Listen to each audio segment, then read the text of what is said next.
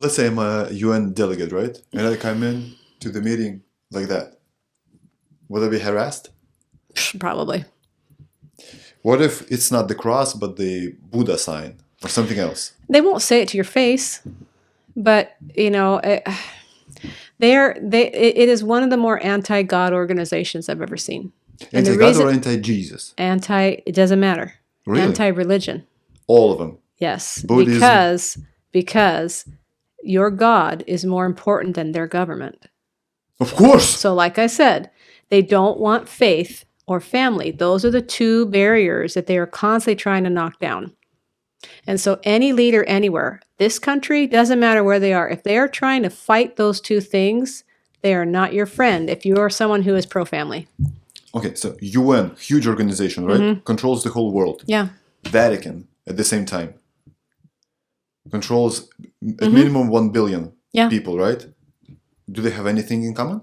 How do they work together? Not really. The Vatican has representation there, but they can't vote. So they send a representative. They have a delegate. But they can't vote. They don't vote because they're not a recognized country. They're just a little compound there with the Vatican.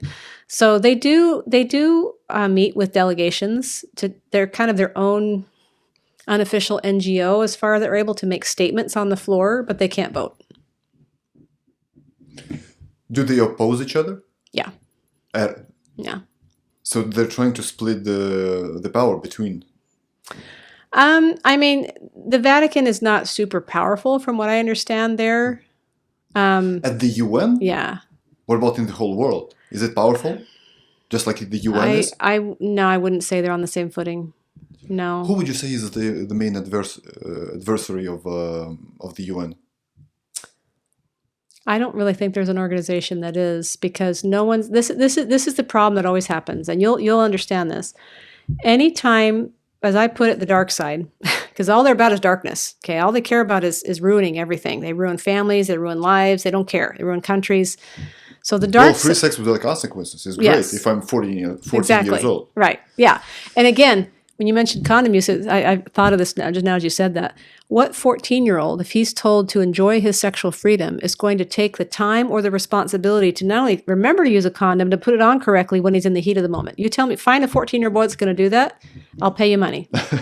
It's not going to happen. Like faster. No, he's not going to remember anything you taught him. So all those lessons you did are going out the window, because they've even found adults don't use contraception, and they expect kids to. And because they have Plan B. Yeah, exactly. And Plan C with there's plenty of options to get rid of the products of what you decide to engage in. So anyway, what was your question? I forgot. Adversaries of the UN. The biggest way that I found I mean, there are NGOs like us that are out there, but I mean, there's no one that I know of that's like, but what I was saying is that people who are on the other side, who are pushing for these things, their whole goal is to get it done. They don't care who they step on. They don't care who they destroy. They don't care who is pushed out. Their goal is supreme.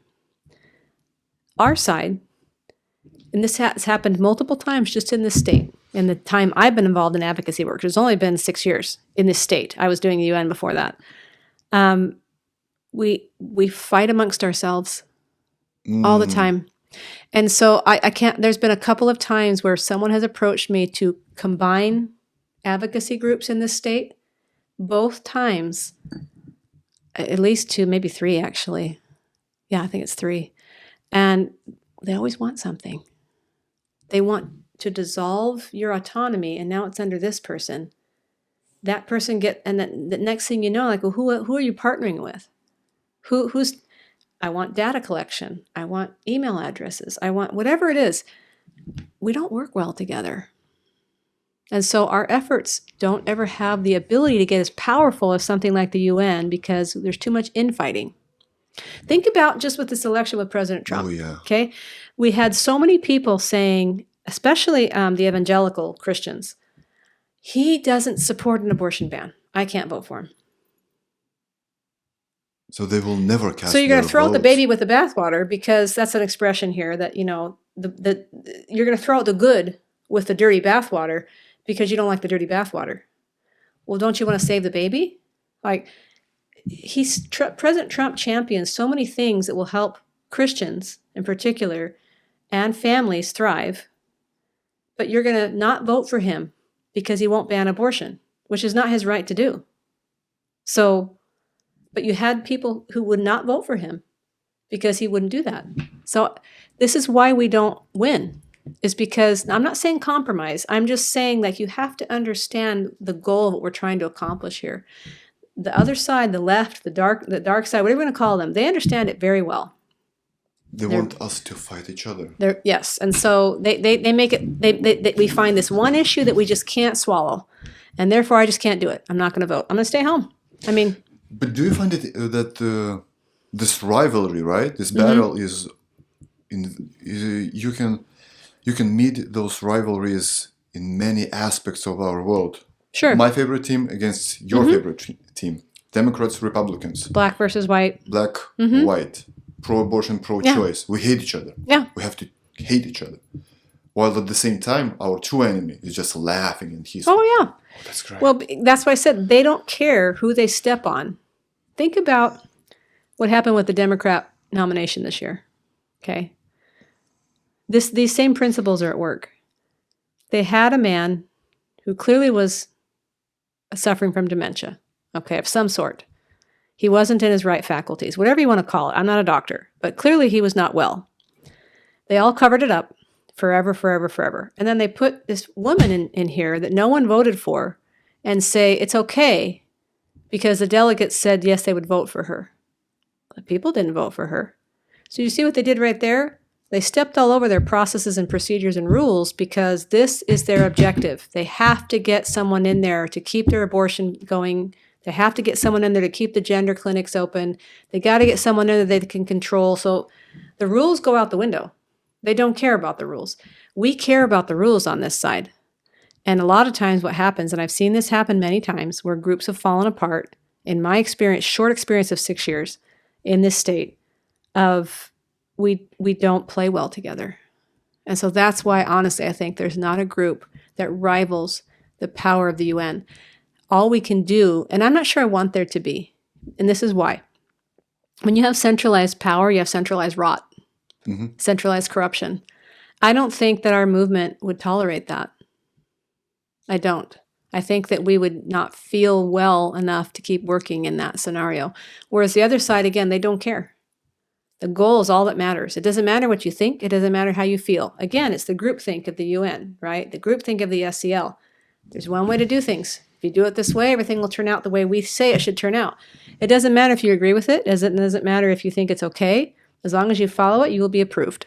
And so it's the same this way. They have one goal. Their goal is whatever they're trying to accomplish, and they don't care who dies or gets hurt in the process. Our side, we care about the rules. We care about making sure that things are done the right way, that we have a result that is workable, that makes sense, that we can keep in place for a long period of time, right? The other side doesn't care about that. And so I don't think I want there to be another UN, a good UN. I have always been really big, and the more I talk to delegates, the more strongly I feel this way. They have every right in the world to control the decisions of their own country. No one should be telling Uganda how to govern Ugandans. No one should be telling Ukraine how to govern Ukrainians. We shouldn't even be over there. We shouldn't be over there. That is not our job. We shouldn't have meddled in the Middle East. I mean, all this stuff comes from us all thinking we all have to be the same. No, we don't.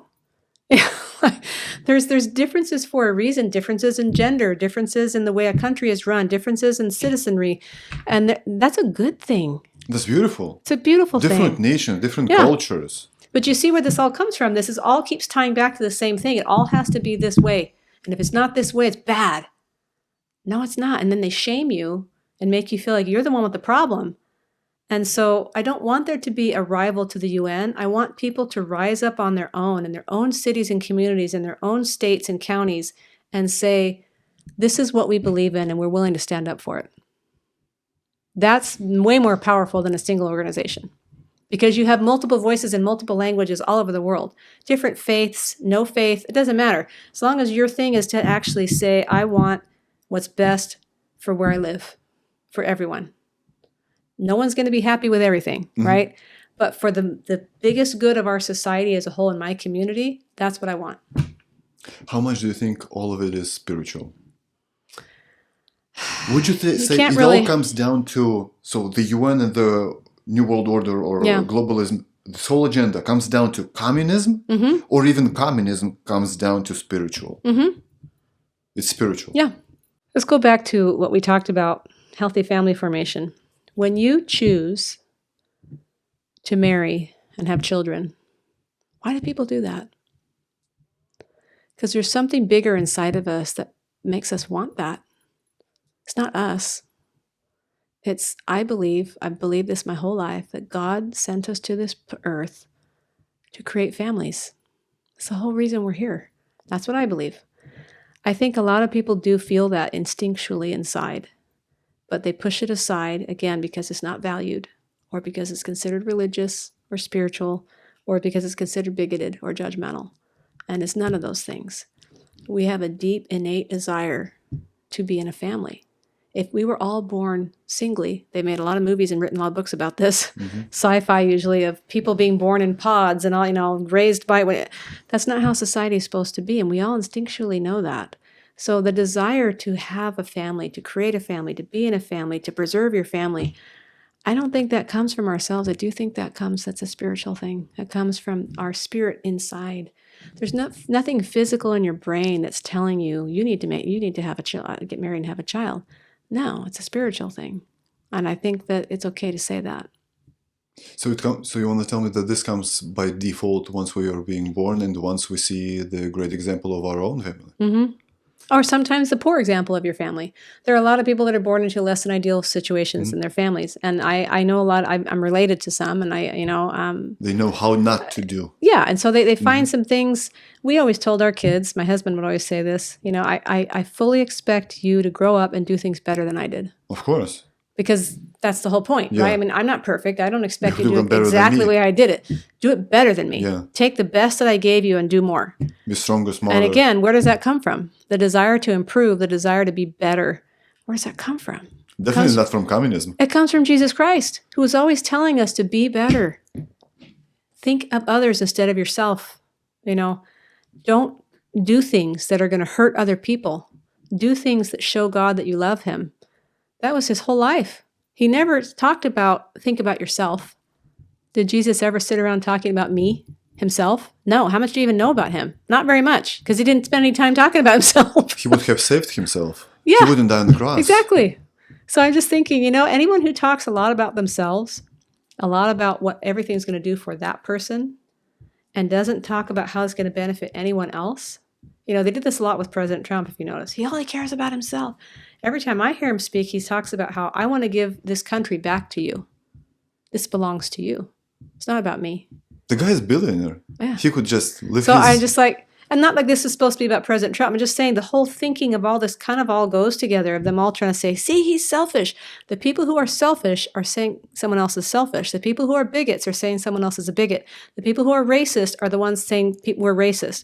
It's all the same thing. Africans are poor and uneducated and stupid. That's that's so racist. That's so derogatory and condescending and just wrong. But they do it all the time. The governor of New York told us last year, right? Yeah. That the black African Americans, the blacks, don't know what a computer is. What? How could you say And that? she's still in office. I'm just like, It's oh. super racist. And she's white, And she's white. I mean, if we're playing the game right, she's white. She's not supposed to say things like, I don't believe that, but that's how they play. So yeah, But it's not true in the first place. No, if the people that are saying, it's like anything in the Inflation Reduction Act, it's exactly the opposite. It created inflation. Yeah. So everything, that healthy, whatever, what's the Obamacare thing called? What's the real name of it? Obamacare. Anyway, the real thing is healthy Americans. I don't know what it is. Anyway, it's talking about how Americans can have health or whatever. Well, it's exactly the opposite. It's like you have to pay if you don't have this certain coverage. I mean, it's just everything that they do is meant to distract you from what they're actually doing. And so it's the same thing with this. If they're saying you're selfish, they're the ones that are selfish. It's not selfish of me to marry a person, decide to have children together, and then assert my right to train and raise my children the way I want to, because I decided to have them. They are mine for a certain amount of time. But it is selfish because you don't care about the nature. I know. 4 kids. You're going to eat a lot of beef. I know. And they burp and fart a lot of methane. And you know what I always say? I say, you know what? What I said earlier about as far as we need to value family, we need to value parenthood, we need to value life. We are a very anti-life, almost pro-death culture as far as we don't celebrate the wonder that it is that we have been created this way. We don't celebrate that because people think, well, that's talking about yourself or that's talking about God. No, we need to celebrate life. We don't celebrate life. Think about it. So many people are pro-abortion. 3,000 a day, right? 1 million a year. People in this country who used to be considered pacifists are now pro-war. That's pro-death. It's switched. Okay? It's totally switched. In the last decade. So now you have people saying, you need to pay all this money to ban everything we don't like, to kill people in other countries that we don't like, and you need to kill your own people. To kill your own ones if you happen to make one. Because, well, that's what they say right now if you don't want them, but what they really mean is they don't want you having babies at all because it increases the population. So the people have gone on record saying that they think that, the population of the world, these elites think the population of the world should be like 500 people or something. It's something ridiculous, 500,000 or something. It's just like, because they want, and like you were saying, who's going to make all their food? A golden billion, right? Yeah. Now it's 8. Yeah. We got to do some by 8. Yeah. So the UN is all about population control, and that's why they're so heavy on abortion and sex working. So you want to tell me that abortion is their linchpin? Mm-hmm. If you take off abortion, everything will fall? Well, because you notice they cover it up with all sorts of words. Healthcare. They never come out and say abortion. They call it reproductive health care. Women's rights. Women's rights, sexual health. This is how to be sexually healthy, is to have access to abortion. And you know that we're right because when we try to get that term SRH out of the documents, they put up the biggest fight you would ever see. They howl. They can't. They start telling. I mean, these articles I was reading, they talk about at the end how the Western countries were so upset that Burundi stood up and against this thing they were trying to push through, and they're so upset that these traditional countries are getting in their way. This video is about to be suppressed like never before. Why? Because we're about to expose United Nations corruption and perversion. That's why I need you to do these 3 little things. Number 1, please subscribe to my channel if you haven't done that already. Number 2, please leave a comment below and like this video right now. And number 3, just share this video with all your friends, peers, and loved ones.